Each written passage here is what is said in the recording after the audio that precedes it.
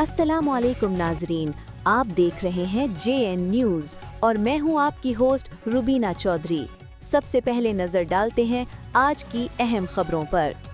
रावलपिंडी खबर शामिल करते हैं Mohammad Ali Sati, crime reporter JN news. सूबाई वजीर बराए local government and community development Punjab Zeeshan Rafiq ने कहा है कि हुकूमत पंजाब वज़ीर आला पंजाब मरीम नवाज शरीफ की क़यादत में शहरी और दही इलाकों में बुनियादी सहूलियात की फराहमी और बल्दियाती निज़ाम की बेहतरी के लिए अमली इक़दाम कर रही है।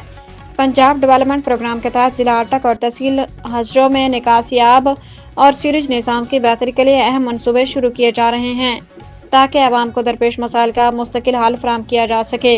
उन्होंने इन ख्यालात का इज़हार ज़िला अटक के दौरा के मौके पर डिप्टी कमिश्नर ऑफिस अटक में मुनक़दा इजलास की सदारत करते हुए किया। इजलास में रुकन कौमी असम्बली और member judicial council Sheikh Aftab Ahmad, deputy commissioner Attock Rao Atif Raza, additional deputy commissioner general Attock Anil Saeed, additional deputy commissioner finance and planning Nausheen Israr, ticket holder Malik Hameed Akbar, assistant commissioner Arif Qureshi, chief officer Sardar Aftab Ahmad Khan, Malik Ansar और दीगर मुतल्लिका अफसरान भी मौजूद थे। इजलास में पंजाब डेवलपमेंट प्रोग्राम के तहत तहसील अटक और तहसील हजरों में सीरेज निज़ाम की बेहतरी, सफाई और नई लाइनों की तनसीब के हवाले से तफसीली ब्रीफिंग दी गई। इस मौके पर बताया गया कि मनसूबे के तहत दोनों तहसीलों में तकरीबन 125 किलोमीटर तवील सीरेज लाइन बिछाई जाएगी, जबकि मौजूदा सीरेज लाइनों की सफाई और बहाली का काम भी किया जाएगा ताकि निकासियाब के निज़ाम को मौसर बनाया जा सके।